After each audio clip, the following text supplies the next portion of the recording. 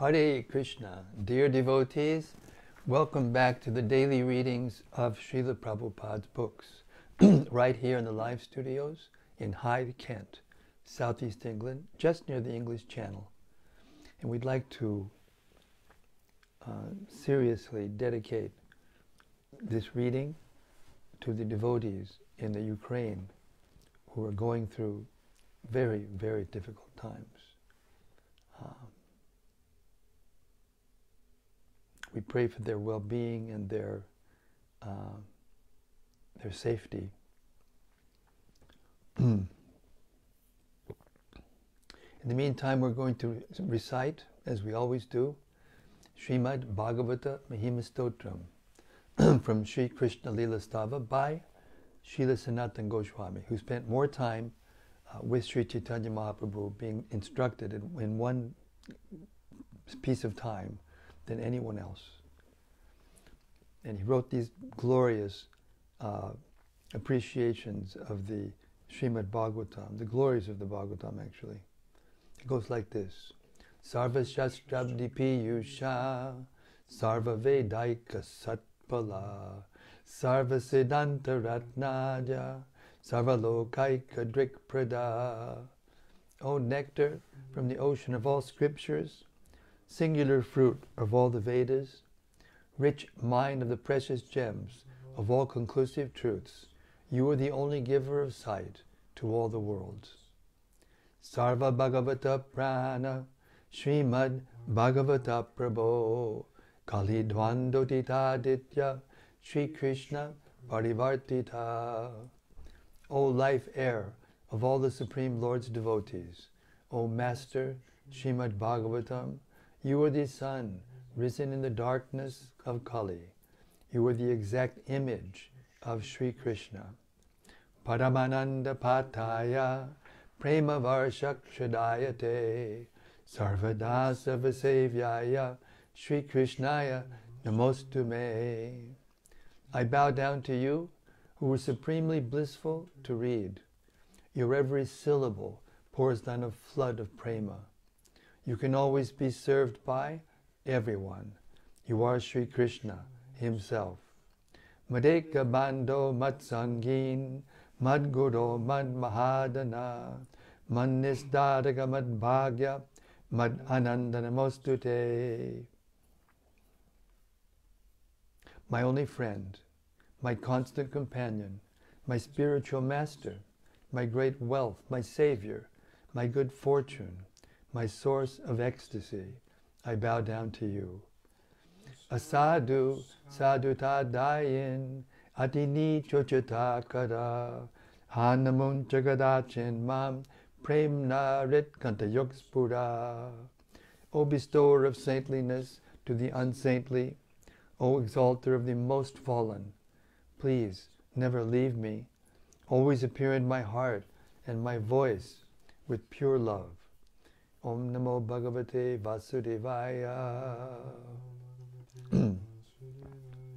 Om Namo Bhagavate Vasudevaya. Om Namo Bhagavate Vasudevaya. Okay, we reached the 18th chapter of the first canto of the Śrīmad-Bhāgavatam, which is the last chapter in the first canto. We're starting with text 18. Sutta Goswami is praying. And what to speak of those who are under the direction of the great devotees, chanting the holy name of the Unlimited, who has unlimited potency. The personality of Godhead, unlimited in potency and transcendental by attributes, is called Ananta, the unlimited. Purport. The Dvija Bandhus, or the less intelligent, uncultured men born of higher castes, put forward many arguments against the principle of lower class men becoming Brahmanas in this life. They argue that birth in a family of Shudras or less than Shudras is made possible by one's previous sinful acts, and that one therefore has to complete the terms of disadvantages due to lower birth. And to answer these false logicians, Śrīmad-Bhāgavatam asserts that one who chants the holy name of the Lord under the direction of a pure devotee can at once get free from the disadvantages due to a lower caste birth. A pure devotee of the Lord does not commit any offenses while chanting the holy name of the Lord. There are 10 different offenses in the chanting of the holy name of the Lord. To chant the holy name under the direction of a pure devotee means to chant offenselessly. Offenseless chanting of the holy name of the Lord is transcendental, and therefore such chanting can at once purify one from the effects of all kinds of previous sins. This offenseless chanting indicates that one has fully understood the transcendental nature of the holy name and has thus surrendered unto the Lord.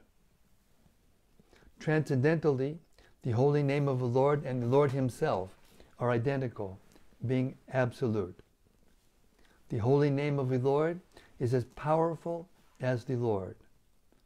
The Lord is the all-powerful personality of Godhead, and He has innumerable names, which are all non-different from Him and are equally powerful also. In His last instruction of the Bhagavad Gita, the Lord asserts that one who surrenders fully unto Him is protected from all sins by the grace of the Lord. And since His name and He Himself are identical, the holy name of the Lord can similarly protect the devotee from all effects of sins. The chanting of the holy name of the Lord can undoubtedly deliver one from the disadvantages of a lower caste birth.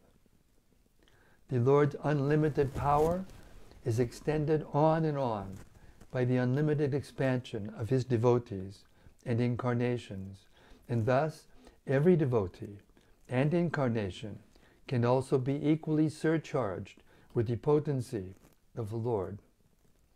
Since the devotees are surcharged with the potency of the Lord, even fractionally, the disqualification due to lower birth cannot stand in the way. Text 20. It is now ascertained that He, the personality of Godhead, is unlimited, and there is none equal to Him. Consequently, no one can speak of Him adequately. Great demigods cannot obtain the favor of the goddess of fortune, even by prayers. But this very goddess renders service unto the Lord, although He is unwilling to have such service. Purport. According to the Shrutis, the personality of Godhead, or the Parameshwara, Parabrahman, has nothing to do. He has no equal, nor does anyone excel Him. He has unlimited potencies, and His every action is carried out systematically in His natural and perfect ways. Thus, the Supreme Personality of Godhead is full in Himself, and He has nothing to accept, from anyone else, including the great demigods like Brahma. Others ask for the favor of the goddess of fortune, and despite such prayers, she declines to award such favors. But still, she renders service under the Supreme Personality of Godhead, although He has nothing to accept from her. The Personality of Godhead, in His Garbhodakashayi Vishnu feature, begets Brahma, the first created person in the material world, from his navel lotus stem, and not in the womb of the goddess of fortune, who was eternally engaged in his service. These are some of the instances of his complete independence and perfection. The statement that he has nothing to do does not mean he is impersonal. He is transcendentally so full of inconceivable potencies that simply by his willing, everything is done without physical or personal endeavor. He is therefore called Yogeshwar, or the Lord of all mystic powers. Text 21. Who can be worthy of the name of the Supreme Lord but the personality of Godhead, Sri Krishna? Brahmaji collected the water emanating from the nails of his feet in order to award it to Lord Shiva as a worshipful welcome. This very water, the Ganges, is purifying the whole universe, including Lord Shiva. Purport. The conception of many gods in the Vedic literatures by the ignorant is completely wrong. The Lord is one without a second, but he expands himself into many, and this is confirmed in the Vedas. Such expansions of the Lord are limitless. Some of them are the Supreme Lord himself in full, and some of them are the living entities. The living entities are not as powerful as the Lord's plenary expansions, and therefore there are two different types of expansions. Lord Brahma is generally one of the living entities, and Lord Shiva is between the Lord and the living entities. In other words, even demigods like Lord Brahma and Lord Shiva, who are the chief amongst all demigods, are never equal to or greater than Lord Vishnu, the Supreme Personality of Godhead. The goddess of fortune, Lakshmi, and all the powerful demigods like Brahma and Shiva are engaged in the worship of Vishnu, or Lord Krishna. Therefore, who can be more powerful than Mukunda, Lord Krishna, and thus factually deserve to be called the Supreme Personality of Godhead? The goddess of fortune, Lakshmiji, Lord Brahma, and Lord Shiva are not independently powerful. They are powerful as expansions of the Supreme Lord, and all of them are engaged in the transcendental loving service of the Lord. And so also are the living entities. There are 4 sects of worshipful devotees of the Lord, and the chief amongst them are the Brahma Sampradaya, Rudra Sampradaya, and Shri Sampradaya, descending directly from Lord Brahma, Lord Shiva, and the goddess of fortune, Lakshmi, respectively. Besides the above-mentioned 3 sampradayas, there is the Kumara Sampradaya, descending from Sanat Kumara. All of the 4 original sampradayas are still scrupulously engaged in the transcendental loving service, the transcendental service of the Lord up to the present day. And they all declare that Lord Krishna, Mukunda, is the Supreme Personality of Godhead, and that no other personality is equal to him or greater than him. Text 22.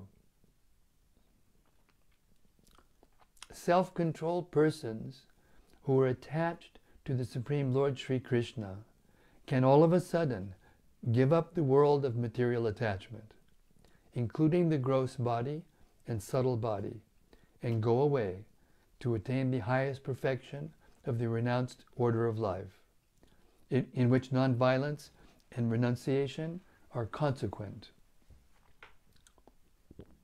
Purport. Only the self-controlled can gradually be attached to the Supreme Personality of Godhead. Self-controlled means not indulging in sense enjoyment more than is necessary. And those who are not self-controlled are given over to sense enjoyment. Dry philosophical speculation is a subtle sense enjoyment of the mind. Sense enjoyment leads one to the path of darkness. Those who are self-controlled can make progress on the path of liberation from the conditional life or of material existence. The Vedas therefore enjoin that one should not go on the path of darkness, but should make a progressive march towards the path of light or liberation.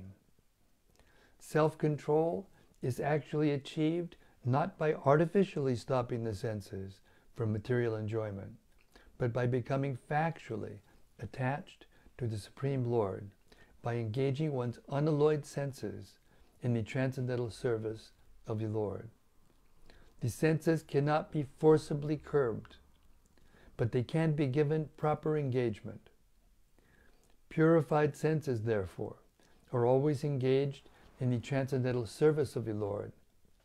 This perfectional stage of sense engagement is called Bhakti Yoga. So those who are attached to the means of Bhakti Yoga are factually self-controlled and can all of a sudden give up their homely or bodily attachment for the service of the Lord. This is called the Paramahansa stage. Hansas, or swans, accept only milk out of a mixture of milk and water. Similarly, those who accept the service of the Lord instead of the service of matter are called Paramahansas. They are naturally qualified with all the good attributes, such as pridelessness, freedom from vanity, nonviolence, tolerance, simplicity, respectability, worship, devotion, and sincerity. All these godly qualities exist in the devotee of the Lord spontaneously. Such Paramahansas, who are completely given up to the service of the Lord, are very rare. They are very rare even amongst the liberated souls. Real nonviolence means freedom from envy. In this world, everyone is envious of his fellow being. But a perfect Paramahansa, being completely given up to the service of the Lord, is perfectly non-envious. He loves every living being in relation with the Supreme Lord. Real renunciation means perfect dependence on God. Every living being is dependent on someone else because he is so made. Actually, everyone is dependent on the mercy of the Supreme Lord, but when one forgets his relation with the Lord, he becomes dependent on the conditions of material nature. Renunciation means renouncing one's dependence on the conditions of material nature, and thus becoming completely dependent on the mercy of the Lord. Real independence means complete faith in the mercy of the Lord, without dependence on the conditions of matter. This Paramahansa stage is the highest perfectional stage of Bhakti Yoga, the process of devotional service to the Supreme Lord. Srila Prabhupada Ki Jai. Cheers.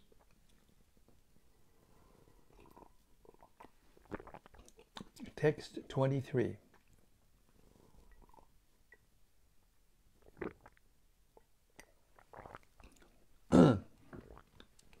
O Rishis, who are as powerful, O Rishis, who are as powerfully pure as the sun, I shall try to describe to you the transcendental pastimes of Vishnu as far as my knowledge allows. As the birds fly in the sky as far as their capacity allows, so do the learned devotees describe the Lord as far as their realization allows. Purport. The Supreme Absolute Truth is unlimited. No living being can know about the unlimited by his limited capacity. The Lord is impersonal, personal, and localized. By his impersonal feature, he is all-pervading, Brahman.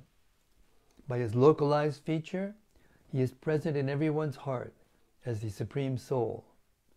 And by his ultimate personal feature, he is the object of transcendental loving service by his fortunate associates, the pure devotees. As birds can fly in only part of the sky, similarly the great learned devotees can only partly estimate the pastimes of the Lord in different features. So Srila Sutta Goswami has rightly taken this position in describing the pastimes of the Lord as far as he has realized. Factually, only the Lord himself can describe himself, and his learned devotee can also describe him as far as the Lord gives him the power of description.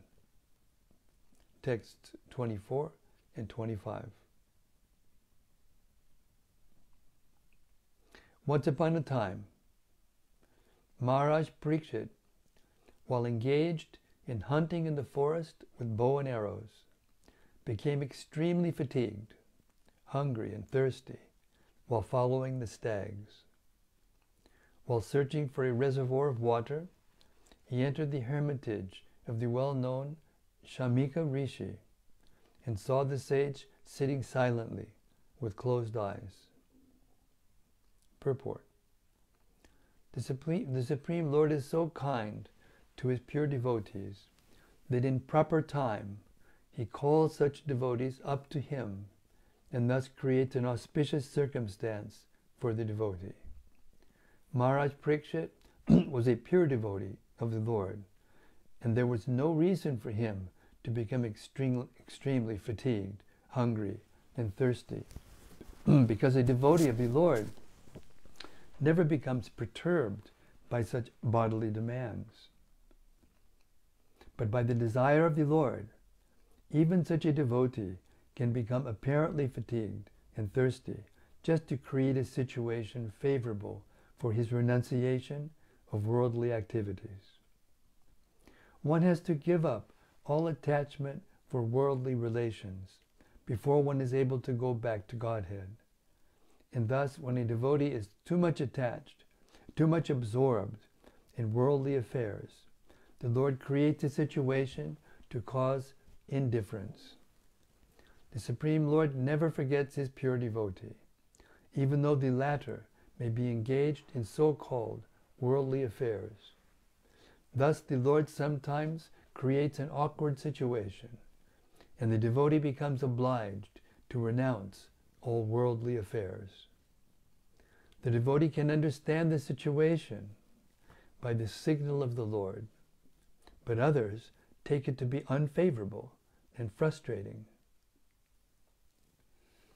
Mahārāja Parīkṣit was to become the medium for the revelation of Śrīmad-Bhāgavatam by Lord Sri Krishna, as his grandfather Arjuna was the medium for the Bhagavad Gita.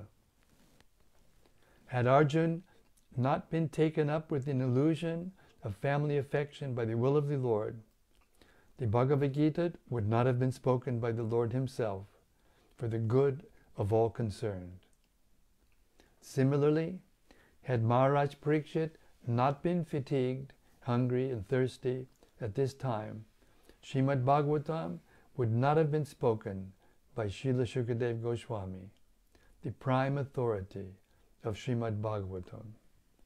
So this is a prelude to the circumstances under which Śrīmad-Bhāgavatam was spoken for the benefit of all concerned. The prelude therefore begins with the words, "Once upon a time." Text 26. The Muni's sense organs, breath, mind, and intelligence were all restrained from material activities, and he was situated in a trance apart from the three, wakefulness, dream, and unconsciousness.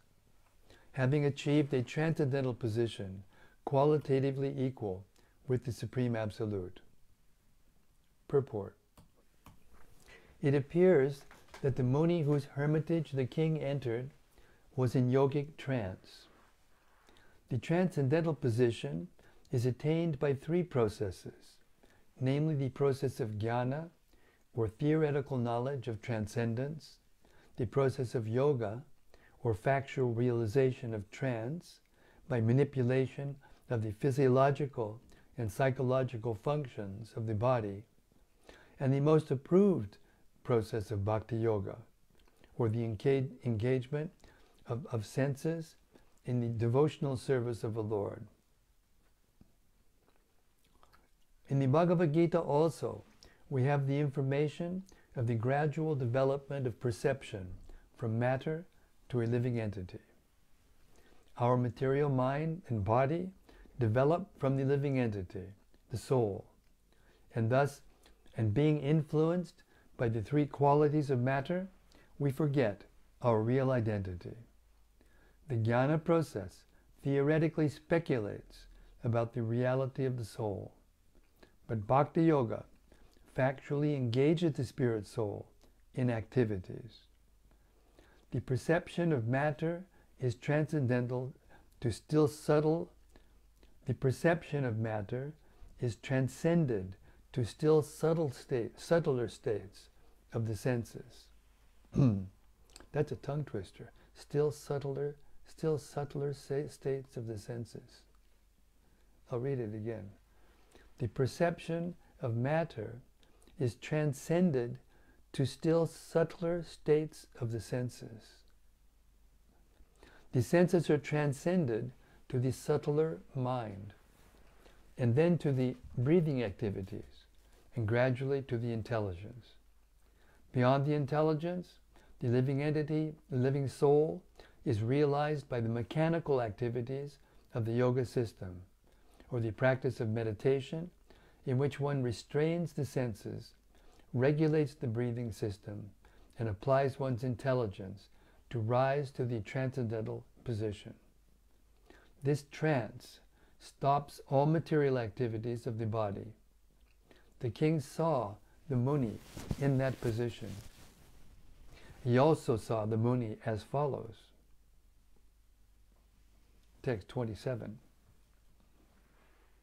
The sage, in meditation, was covered by the skin of a stag, and long compressed hair was scattered all over him.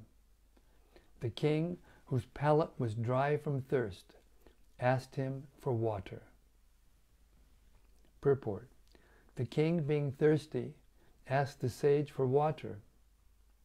That such a great devotee and king asked for water from a sage absorbed in trance was certainly providential. Otherwise, there was no chance of such a unique happening. Mahārāja Parīkṣit was thus placed in an awkward position so that gradually Śrīmad-Bhāgavatam could be revealed. Text 28. The king, not received by any formal welcome, by means of being offered a seat, a place, water, and sweet addresses, considered himself neglected, and so thinking, he became angry. Purport.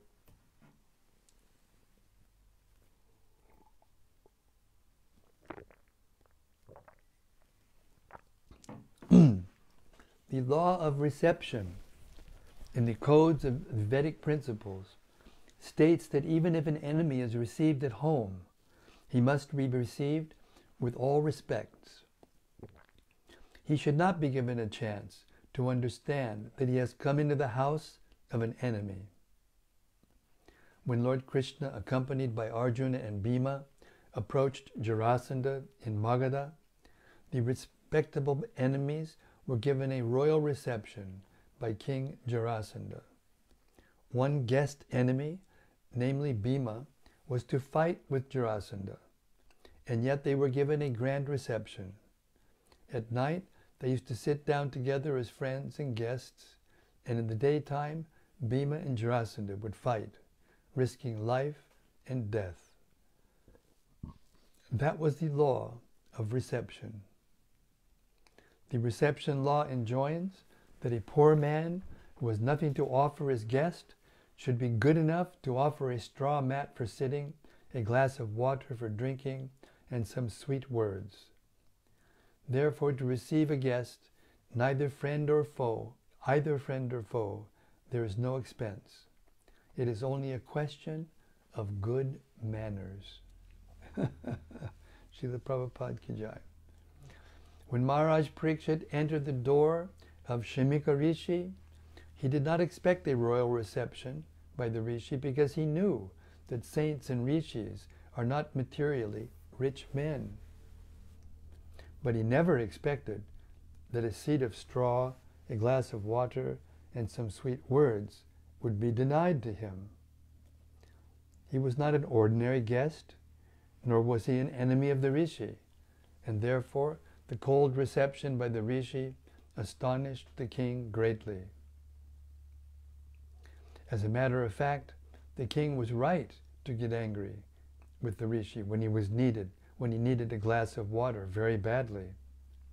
To become angry in such a grave situation was not unnatural for the king, but because the king himself was not less than a great saint, his becoming angry and taking action were astonishing.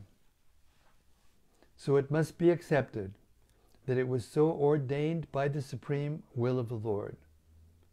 The king was a great devotee of the Lord, and the saint was also as good as the king. But by the will of the Lord, the circumstances were so created that they became ways to the king's becoming unattached to family connection and governmental activities, and thus becoming a completely surrendered soul under the lotus feet of Lord Krishna. The merciful Lord sometimes creates such awkward positions for his pure devotee in order to drag the devotee towards himself from the mire of material existence. But outwardly, the situations appear to be frustrating the devotee. The devotee of the Lord is always under the protection of the Lord, and in any condition, frustration or success, the Lord is the supreme guide for the devotee. The pure devotee, therefore, accepts all conditions of frustration as blessings from the Lord. Srila Prabhupada Ki Jai. And it's 7:50 already. I mean, that didn't take long, did it? So we'll start at text 29 tomorrow.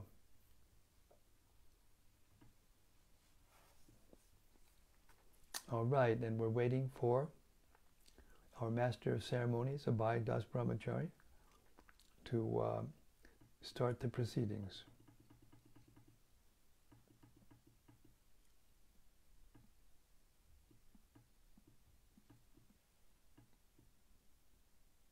Oh.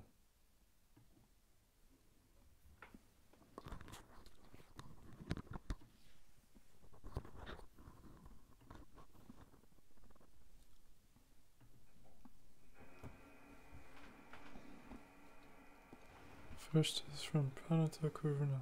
Haribo Pranata Karuna. Hare Krishna, please. I'm listening to your voice messages, but there's lots of them, so it'll take me a little time. Hare Krishna. Please accept my humble obeisances. All glories to your service. All glories to Srila Prabhupada. Jai, all glories to His divine grace. That's from Rati Manjari. Haribo Rati. Jai Guru Maharaj, happy to see you on this auspicious day.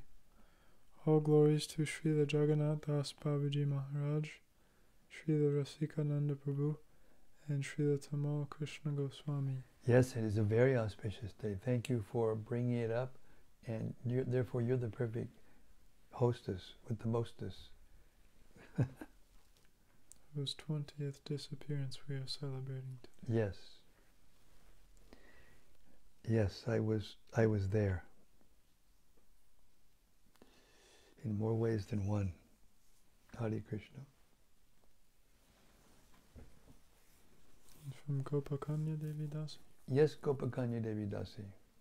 Hare Krishna, dear Mahārāja, and all assembled devotees, all glories to Srila Prabhupada, and our prayers to the victims of war in Ukraine and Russia. Yes, absolutely. Thank you very much. And from Raikanu. Yes, Raikanu, Devi Dasi. Hare Krishna, dear Guru Maharaj, please accept my humble obeisances. All glories to Srila Bhagavatam. Jai, all glories to His Divine Grace. Hare Krishna. And Sudevi Dasi says, Hare Krishna Maharaj. Jai, Sudevi Dasi, Hare Krishna. And this is from Thomas Haribol. Thomas. Oh, Hare Krishna Thomas. Haribol. Today I was listening to a Prabhupada Memories video that you were on. Wow. You recalled an audience with Srila Prabhupada where your book distribution service was being related to him. Prabhupada said, "Are you reading my books?" You were, along with your dear friend and godbrother Vaisheshika Das, who is even now reading Prabhupada's books in Govardhan. Yeah. Then I thought, wow, it's 2022, 50 years later. Yes, exactly. Prabhupada's question echoes down through the decades, and today you can still both say, yes, Prabhupada, we are still reading your books. Every day. Haribol. Every day. Both of us. He's my best friend. Hare Krishna. Thank you very much for that lovely remembrance. Thank you. That was Rath Yatra, 1974. San Francisco, California. And from Christopher Kenzior. Haribol, Christopher. Hare Krishna Maharaj, please accept my humble obeisances. Jai Ho. Welcome aboard. It's nice to see you coming regularly. Hare Krishna. And from Bhakta Rupa. Yes, Bhakta Rupa. Jai Maharaj, thank you very much for reading. I wondered what are the qualifications for Krishna to give one the power to describe him. Thank you. We can describe Krishna according to the degree of our surrender, or you might say degree of our sincerity, the proportion of advancement in spiritual life. But we should, wherever we are, as we heard in the verse, or the purport, the verse, the birds fly as high as they can in the sky.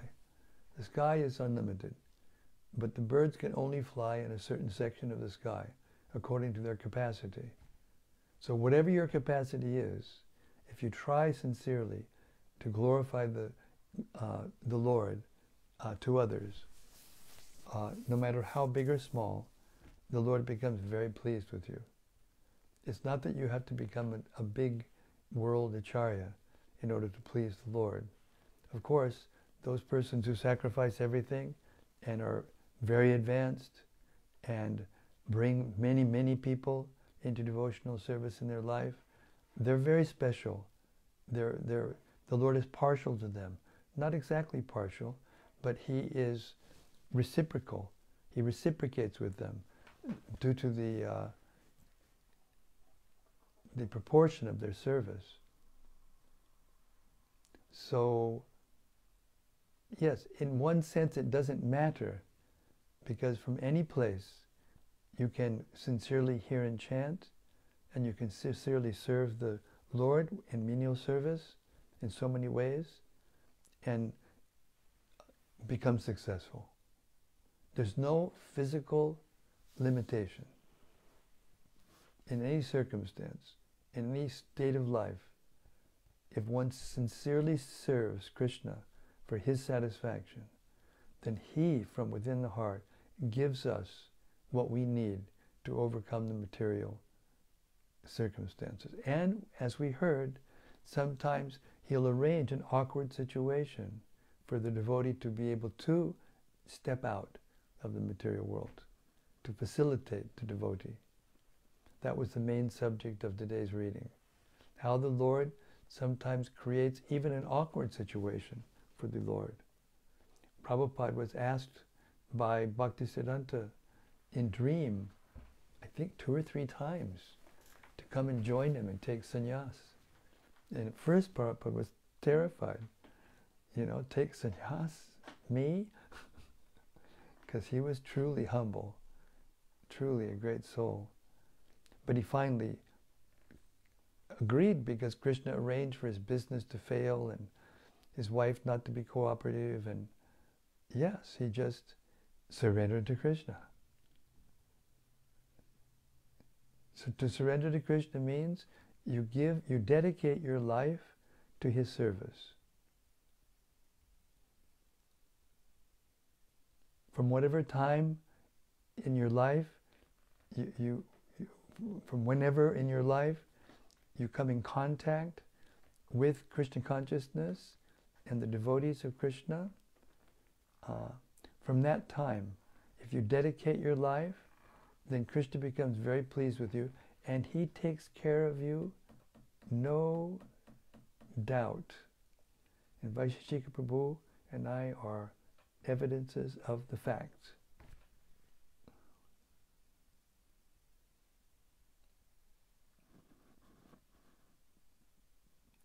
So what does it take?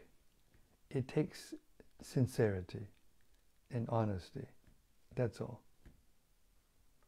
Truthfulness.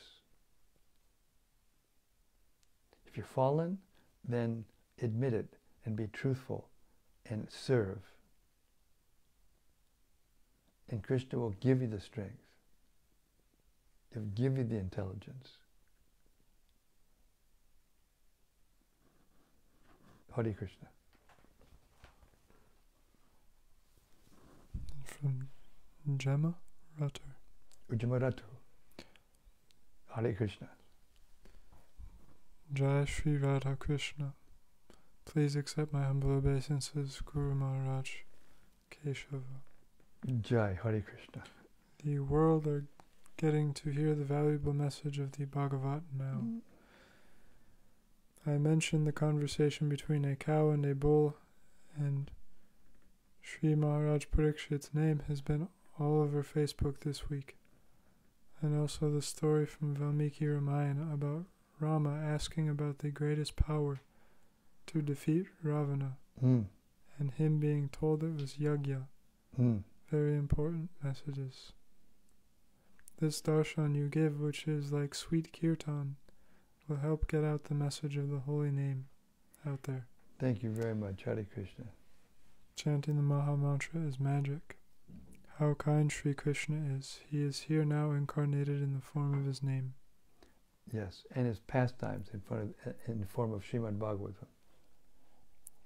You mentioned the Kumara Sampradaya. Can I please ask, do you know what scriptures speak of the Ashvini Kumaras? Are there 2? And of the 4 Kumaras, or were they born from Samudra Manthan, the churning of the ocean of milk? No. The 4 Kumaras, Sanatana, and the 4 Kumaras were born from the mind of Lord Brahma. They were mind-born sons, as was Narada Muni. And the Rishi, the twin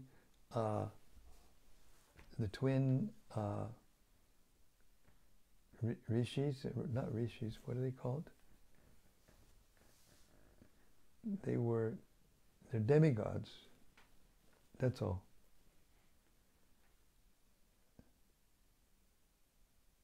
That's all. That's all I know. Hare Krishna. I mean, there may be more details about that given in the Purāṇas somewhere, but I haven't heard them, so I can't speak of them. Nimbarka Swami was the founder acharya in the Kali Yuga who reinvigorated that sampradaya of the 4 Kumaras. But I think it changed a little afterwards, because he didn't talk about Radha and Krishna very much. But now, at least one branch of them in Govardhan speaks about, that's all they speak about. But it doesn't come in the writings of Nimbarka.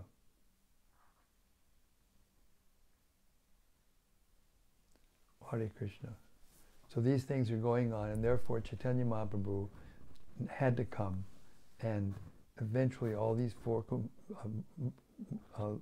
lines of authority will become one line of authority under Chaitanya Mahaprabhu.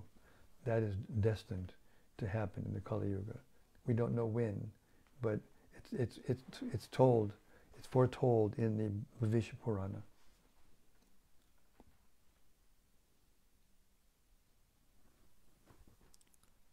This is also from Gemma.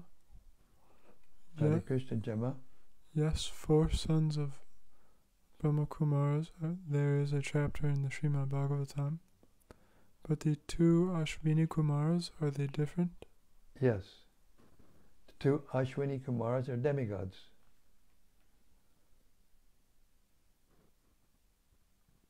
They're not mind-born sons of Brahma. They come later on.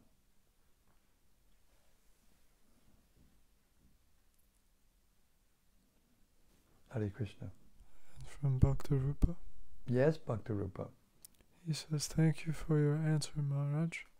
It takes some pressure off to know that sincerity of purpose is more important than one's material ability. Yes, absolutely.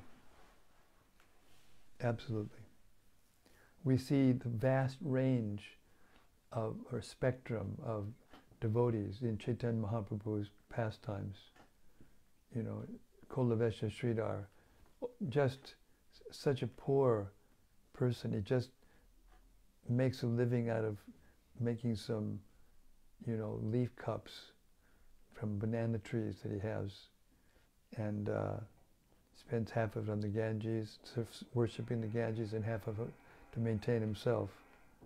But Lord Chaitanya went there every day to see him, and drank from his water pot, and joked with him, and he was one of the most intimate devotees of Lord Chaitanya.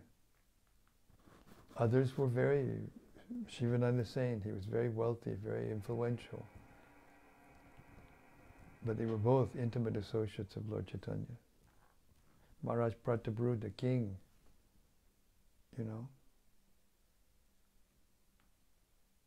So there's no material qualification for devotional service. The qualification is you have to have met a devotee who is connected to Lord Chaitanya through the disciplic succession and is following strictly, and is speaking from the Gita and the Bhagavatam without changing the message.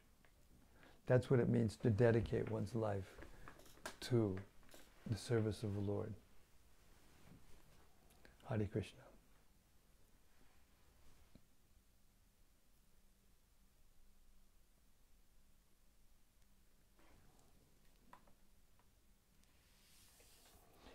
All right, I thank you all again. Wait, there's some more coming. From Rati Manjari. Yes, Rati, I was wondering. Dear Guru Maharaj. Dear Guru Maharaj, please accept my respectful obeisances. Somewhere in the reading of tonight it was said that an advanced devotee will receive a signal of the Lord. Please excuse me for not being able to give the exact reference. I am a little out of the ordinary on this special day. It made me think of the sudden disappearance of my Gurudev, which came unexpected to most of us. Yes, the Lord arranges to bring his devotee back to him when he wants. It's the Lord's sweet will.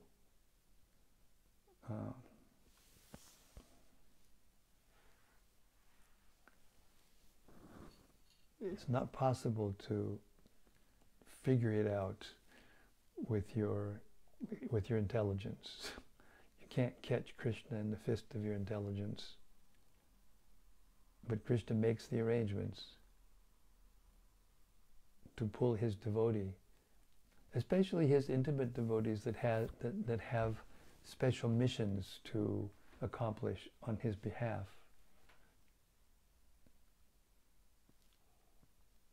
Just see what the Pandavas went through.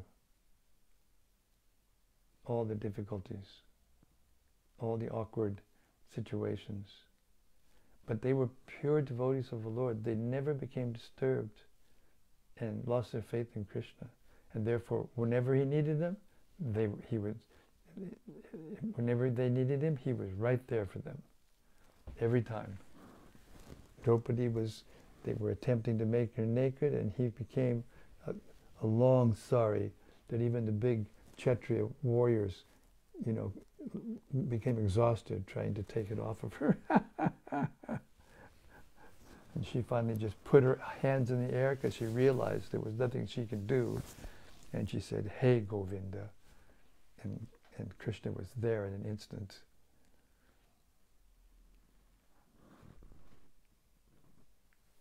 Hare Krishna. Manjari again. My godbrother Vishwambar, who was serving him in Mayapur at that time, said that Mahārāja told him that tomorrow he would be going home. Vishwambar asked him, "Do you mean London?" But then he did not answer. Sentiment. Since you said that you were personally present, would you perhaps elaborate a little on your experience of that fateful day? Only if you want to. Dear Guru Maharaj. Well, it was quite a day. And it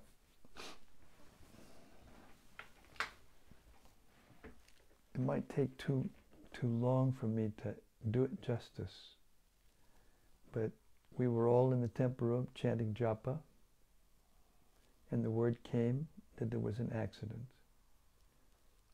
And immediately, a number of sannyasis ran to the cars and ran to go to the place where he was. And myself, Giridhari Maharaj, and Radhanath Maharaj we got there a little late and there was no car. So we went to the office of, I can't remember his name, something Gopal, Venugopal. Anyway, he was in charge of the guest house. And we went there. There was a telephone there. And we were waiting for a car to go. And that's when we got the word that he had left his body. So Giridhara Maharaj and I and Radhanath Maharaj, we went up to Bhakti Churu Maharaj's quarters because there was facility there for telephone and everything. And on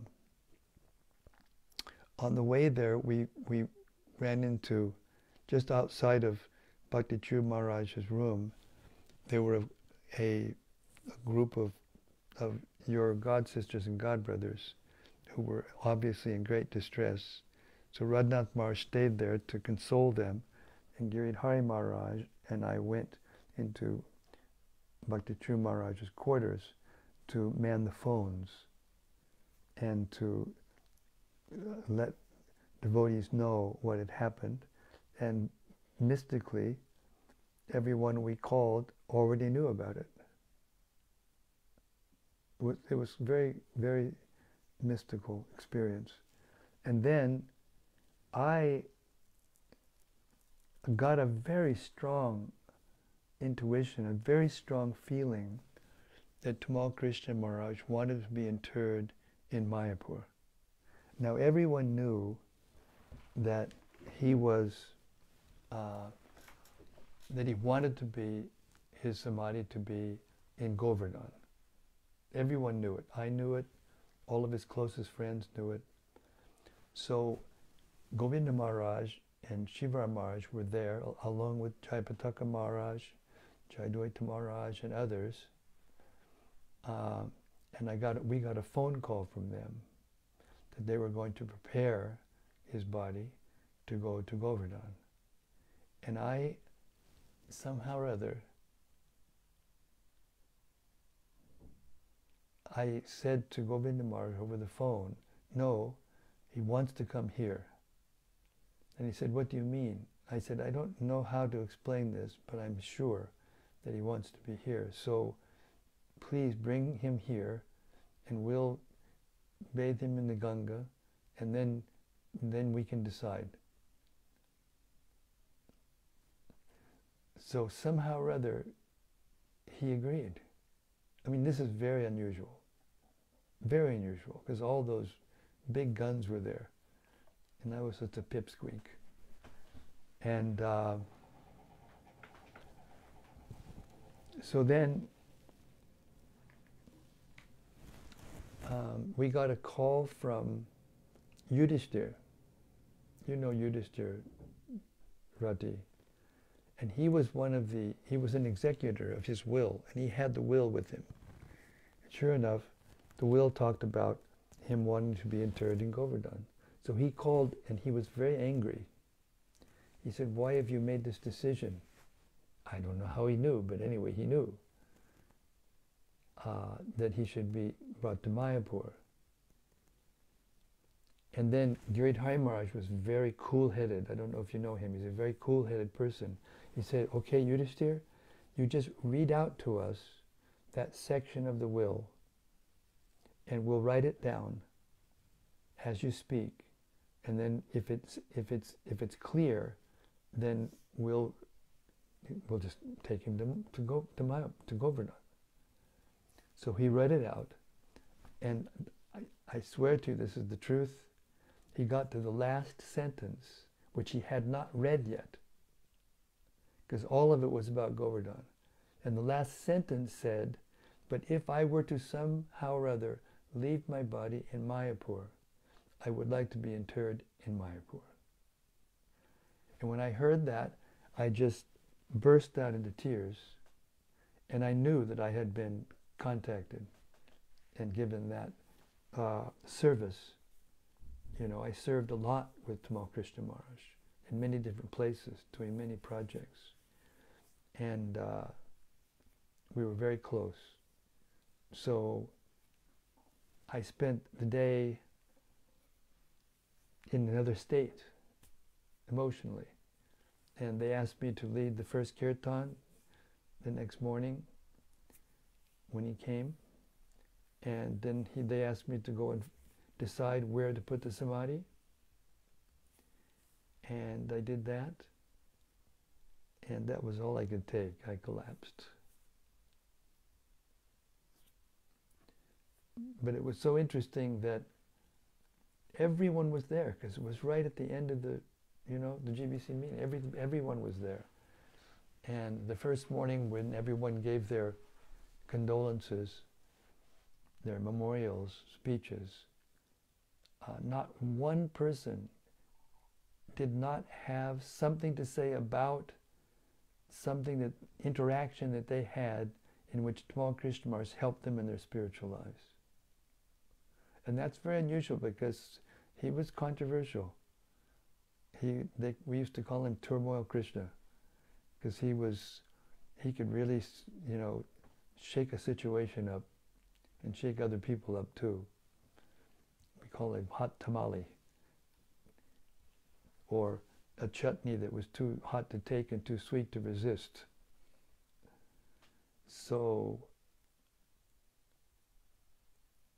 that was my experience that day. Hare Krishna.